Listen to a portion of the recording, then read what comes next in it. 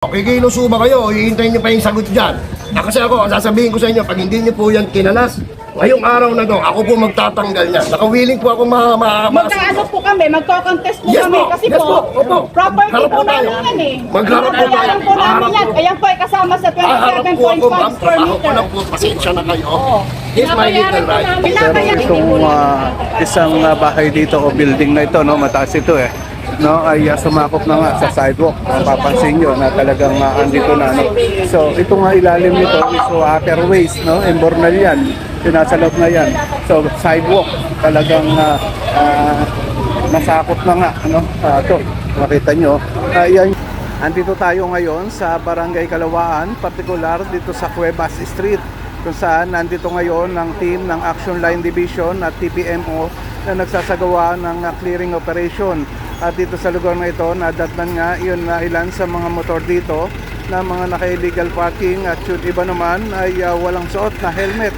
Kagaya nitong isang motor dito. No? Mga kaibigan, yung ginagawa operation nga pala dito ay isang request na rin ng mga taga rito na mapuntahan nga itong lugar ng Cuevas Street dahil nga sa dumaraming mga nagtitinda sa kalsada at yun ilan naman nga ay mga nakaparadang mga motor dito. So sa ngayon kausap na ni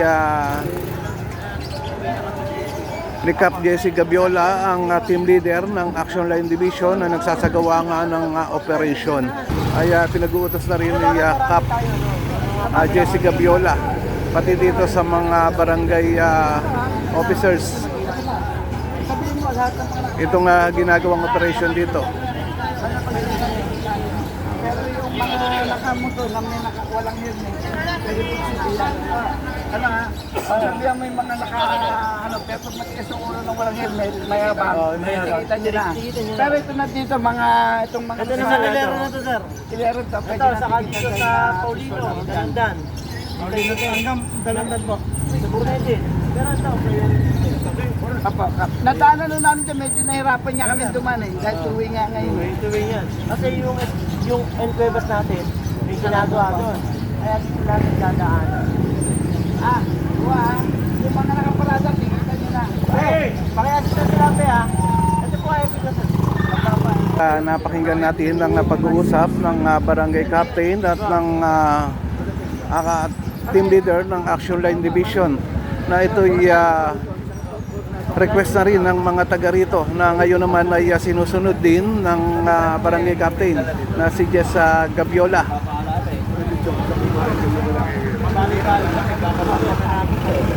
At sinasabi na rin ni Cap Jesse Gabiola na kung saan na area yung talagang masikip dito. Ayan.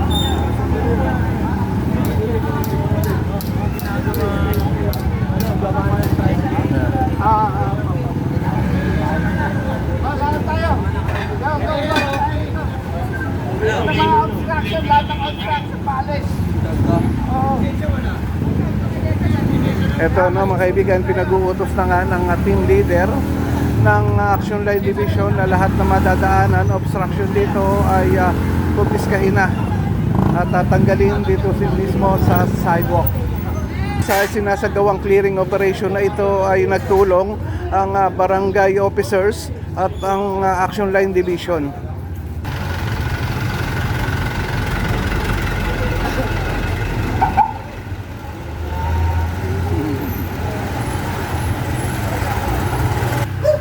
Ito pa ang isang e-bike. Nadaptan na rin ng grupo na tila hindi na ito umaandar, no? At may mga kalakalawang na nga ito na nandito sa lugar na ito.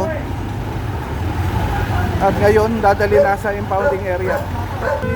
Nakita na rin ng mga kasama natin dito na nagsasagawa nga ng clearing operation itong mga halaman na sumobra na ang pagkakalagay dito sa sidewalk, ano, at binawasan nila. Pero yun na ibang halaman hindi naman kinuha, no, pinasok lang doon sa bahay nung may-ari. Mga kaibigan, kung natatandaan nyo, kamakailan nagkaroon ng clearing operation dito na kasama ang team ng MMDA at ang Action Line Division na sa pangunguna ni Mr. Bong De Leon. At ito yung gate dati ay meron nakakabit na mga bakal dito, no? Sa ngayon ay natanggal na, no? Nakita nga natin kasi maraming mga nagko-comment yung bahay ng kagawad dito na dati ay pinaalis, no? Inaalam na ang update. Pero ito na, nakita na nga natin ngayon na wala na yung gate na nandito.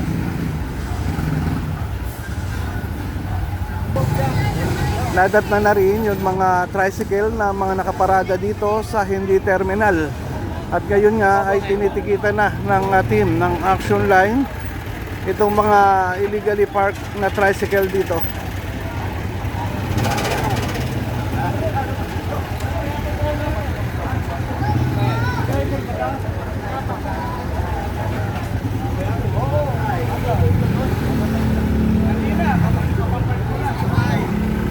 Sir, ano violation natin dito sa mga tricycle na nakaparada dito? Bali, pinaka-violation po nila is illegal parking. Illegal parking. Ayun. So yan, mga kaibigan, at narinig natin ang violation nila dito ay illegal parking.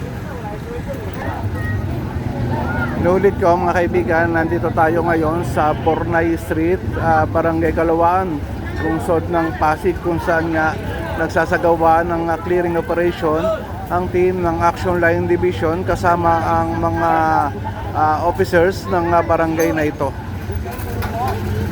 Ilang tricycle na ngayon nga ay nilagyan na nila ng lubid at dadalhin yan sa impounding area.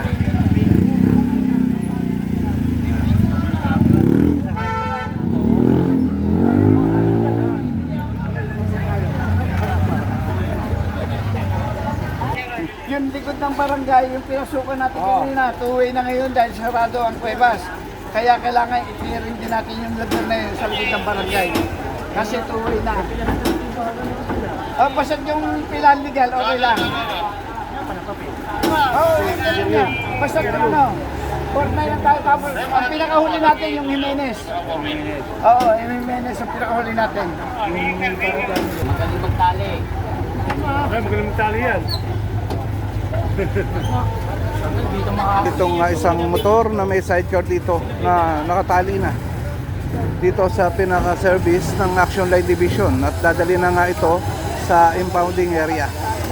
Nadatnan nga ito doon sa pinakadulo nitong kalsada ng Bornay, Barangay Kalawaan. Ayan na mga kaibigan, at nakita na nga natin na duktong-duktong na itong mga tricycle na nadaanan dito sa kahabaan ng Bornay Street, Barangay Kalawaan. At ngayon nga ay dadali na yan sa impounding area. Ito yung mga nakumpiska dito sa lugar na ito na wala yung mga driver at hinintay nila nga lumabas pero hindi lumalabas kaya tinuluyan na.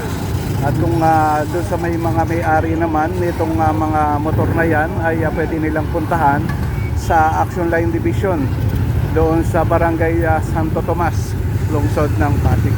Nadaanan na rin itong mga sasakyan na mga nakaparada dito sa Captain Cuevas Street, Barangay Kalawaan, na wala ang mga driver nito.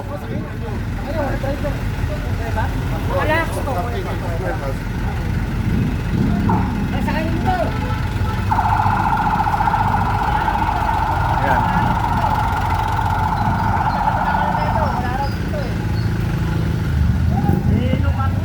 Ayan, kung mapapansin nyo mga kaibigan, meron namang karatula dito na no parking both side. Pero yung mga sasakyan ay dito pa rin mga nakaparada. Ngayon po, good morning po muna para sa atin na manonood. Ngayon po, nagkakaroon tayo ng road clearing. Regarding po to sa binabang memo ng ating DILG, yung barko, yung barangay road clearing. So bali ngayon lahat ng barangay kini-clear natin, tinatanggal natin lahat ng uri ng obstructions. Mapasasakya, mapa-establish illegal structure, ISF tinatanggal po natin. Kasi po para po maging free will ito, maging daanan po ng mga emergency vehicle, daanan po ng pedestrian na dumadaan po sila dapat sa tamang daanan, hindi po sa kalsada. Nangyayari po kasi katulad po nito, makakita ko ninyo, mga naka-parking kagabi pa po daw. May mga signages na tayo nakalagay po no parking. Pero pinagsasawalang bahala. Kaya ito po, andito po tayo ngayon para ito po tanggalin, tikitan. Kung hindi yung matitikita, ito towing po natin po ngayong araw na to. para po matanggal po ito sa karsada at magamit po ng lahat na dumadaan po sa lugar na ito, sa Barangay Kalawaan po.